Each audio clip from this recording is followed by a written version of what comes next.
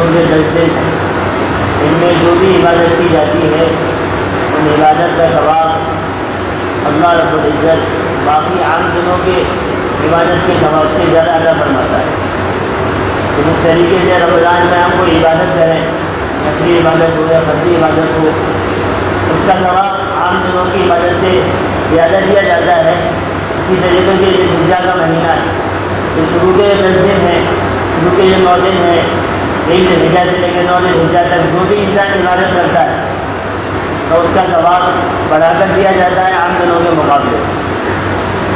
اس لیے ہمیں چاہیے کہ ہم لوگ خوب ان 10 دنوں میں اللہ کی عبادت کریں، خوب اس کا ذکر کریں، اپنی تسبیحات پڑھیں، قرآن کریم کی تلاوت کرنا، روزوں کا اہتمام کرنا، یعنی وہ سارے کام کریں جن کا ہم کرنے کا اللہ نے حکم دیا ہے۔ اور جب ذی الحجہ کا مہینہ شروع ہوتا ہے تو فوراً ہمارے ذہن میں ایک بات آتی ہے اور وہ اس یاد کو تازہ کر دیتی ہے کہ قربانی کرنا بھی ان دنوں میں بہت بڑی بات ہے۔ قربانی کرنا بھی بہت بڑی عبادت ہے کہ 10 ذی الحجہ کو کرا جاتا ہے۔ قربانی کیا ہے؟ قربانی کیوں کری جاتی ہے؟ قربانی کرنے کی وجہ کیا ہے؟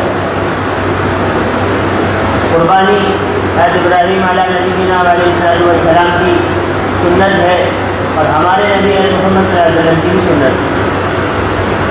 یعنی جب تک آپ صلی اللہ علیہ وسلم دنیا میں رہے، اپنی زندگی میں آپ صلی اللہ علیہ وسلم بھی ہر سال قربانی کیا کرتے تھے،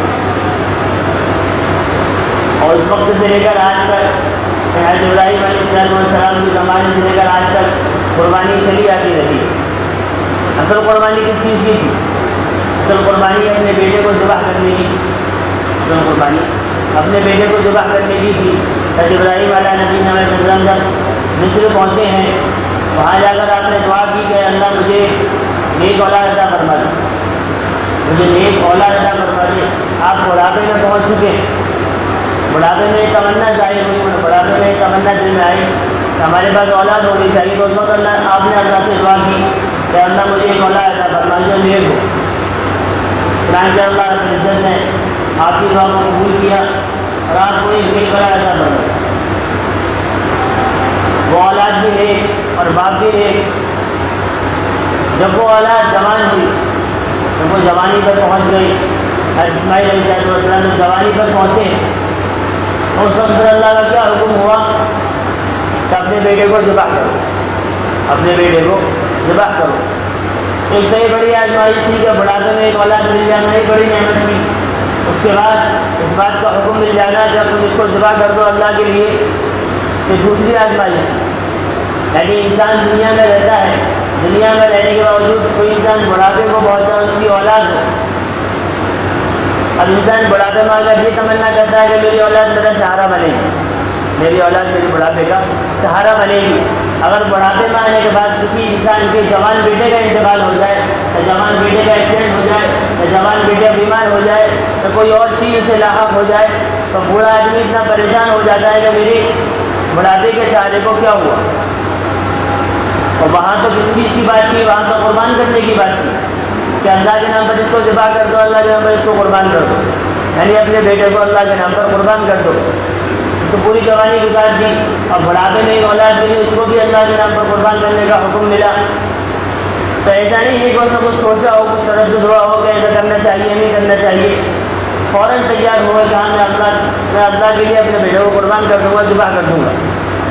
جب اپنے بیٹے سے پوچھا کہ بیٹا اللہ رب العزت نے تمہاری قربانی چاہیے، تو بیٹا بھی ایسا بہادر اور نیک تھا، ایسا فرما بردار، ایسا اطاعت گزار، تو اس نے یوں نہ کہا کہ میں کیوں قربان ہو جاؤں، وہ بھی فوراً تیار ہو کہ اللہ کا حکم ہے، میں فوراً تیار ہوں، اللہ کے لیے ہماری جان چلی جائے، اللہ کے لیے ہم قربان ہو جائیں، اس سے بڑی ہماری سعادت کی بات کیا ہو سکتی۔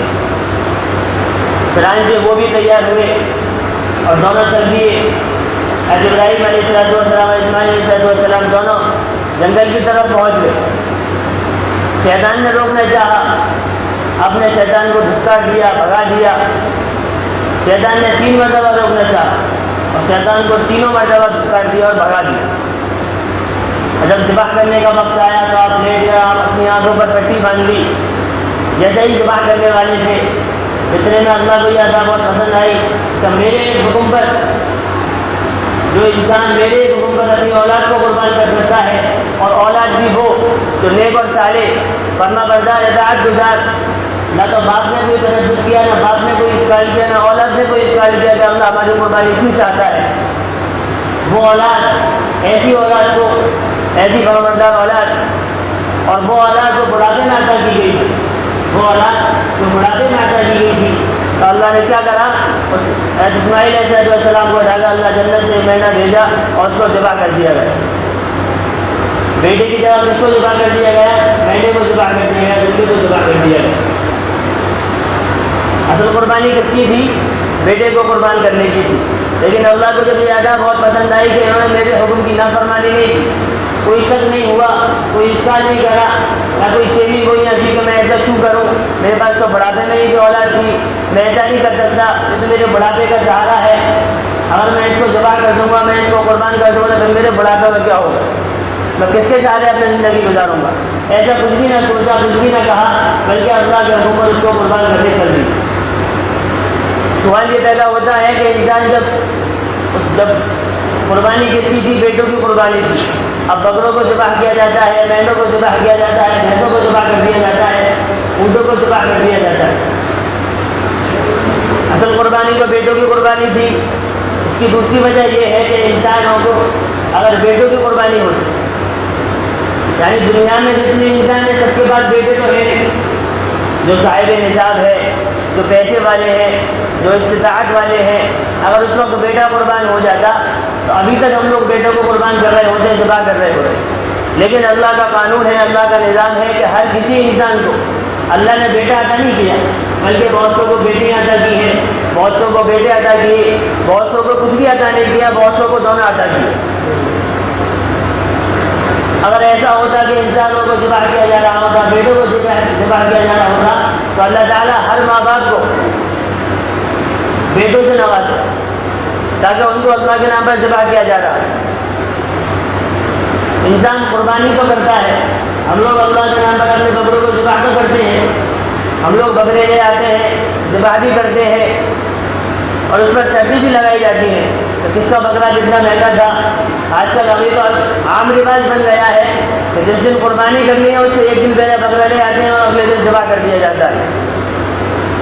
نہ تو اس جانور سے کوئی محبت ہوئی، نہ اس جانور کو ہم نے کچھ کھلایا، نہ اس جانور سے ہم نے کچھ خرچ کیا، بلکہ ایک دن پہلے لایا گیا تو اس دن اللہ کے نام پر ذبح کر دیا گیا۔ یعنی جو قربانی تو اصل وہ ہوتی ہے کم از کم 1 سال یا 2 سال جانور کو پالا جائے، جب وہ اپنے پاس رہتا ہے ہم اس کو کھلاتے ہیں پلاتے ہیں، اس سے محبت ہو جاتی ہے، اس کے بعد ہم اس کو اللہ کے نام پر ذبح کریں تو دل میں ایک درد پیدا ہوتا ہے کہ جانور جس سے ہمیں محبت تھی، جس سے ہمیں محبت تھی، وہ ہم نے کس کے نام پر قربان کر دیا؟ اللہ کے نام پر قربان کر دیا۔ آج کل تو قربانی ایک فارمیلٹی بن کر رہ گئی ہے کہ انسان بس بکرا لے آیا اور ذبح کر کے چھوڑ دیا۔ اب بہت سے لوگ تو اللہ کے نام پر ذبح کرنے کی بات تو بہت بڑی بات ہے، اس میں دکھلاوا کرتے ہیں۔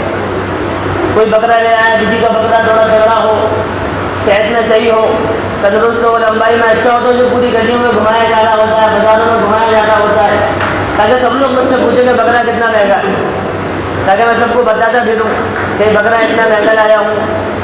اور دوسری بات یہ بہت زیادہ بہتری جا رہی ہے، کسی بکرے پر اللہ لکھا ہوا ہو یا محمد لکھا ہوا ہو تو اس بکرے کی قیمت بڑھا دی جاتی ہے۔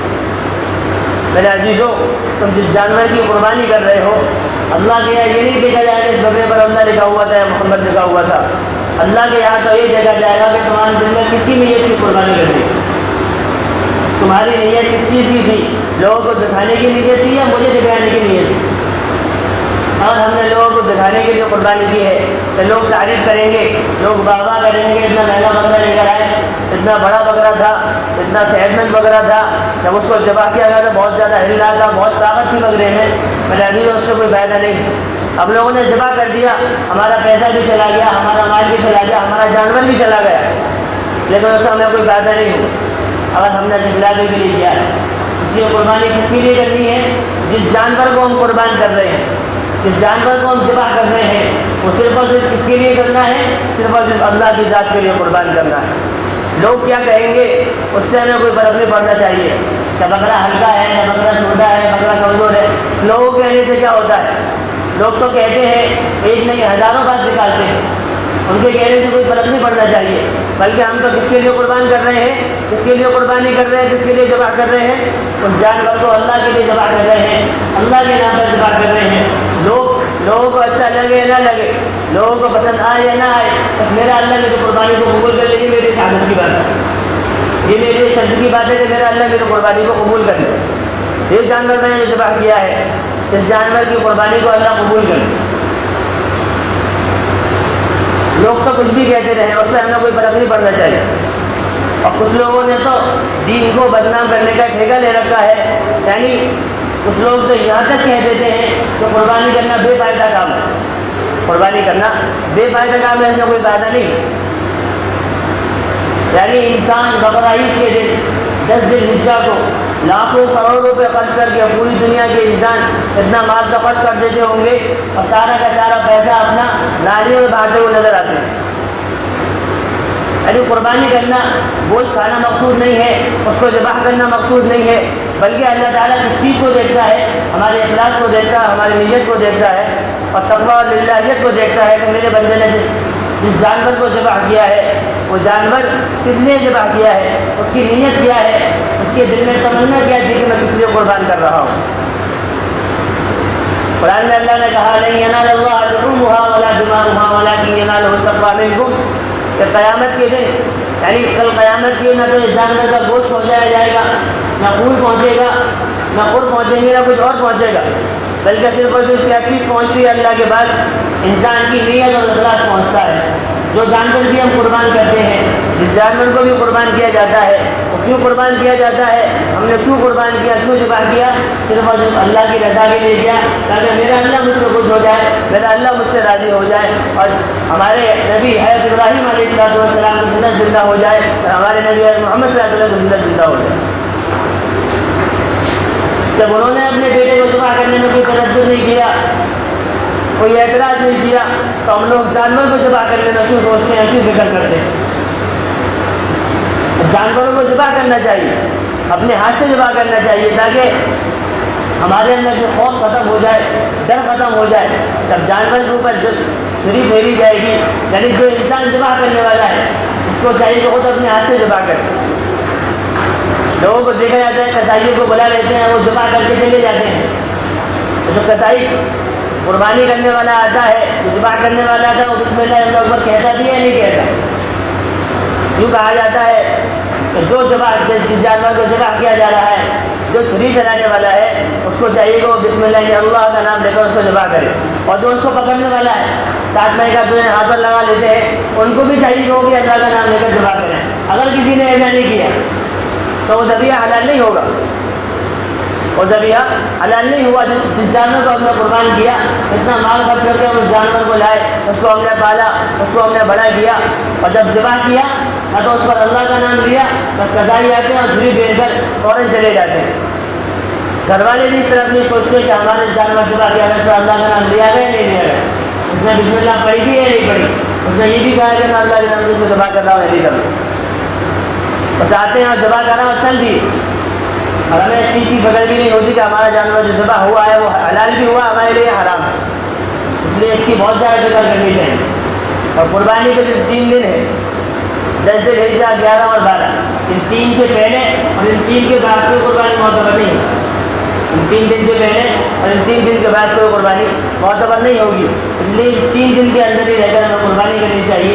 اور سب سے افضل اور بہتر ہے کہ ہم پہلے دن ہی قربانی کو کریں، یعنی جو عید کا دن ہے، جو بقرہ عید ہے، ہم اسی دن سب سے پہلے اپنی قربانی کو ذبح کریں۔ اس سے کم فضیلت اس کے اگلے دن کی ہے، اس سے کم اس کے اگلے دن کی، یہ زیادہ فضیلت اور زیادہ ثواب اس چیز کا ہے، سب سے پہلے ہم اس کو ذبح کریں۔ اور ذبح کرنے میں ہر چیز کا خیال رکھنا چاہیے کہ ہم جو ذبح کرنے والا ہے اور جو اس پر ہاتھ لگا رہا ہو، بسم اللہ پڑھ رہا ہے نہیں پڑھ رہا، وہ اللہ کا نام لے رہا ہے، کریں گے ان شاء اللہ۔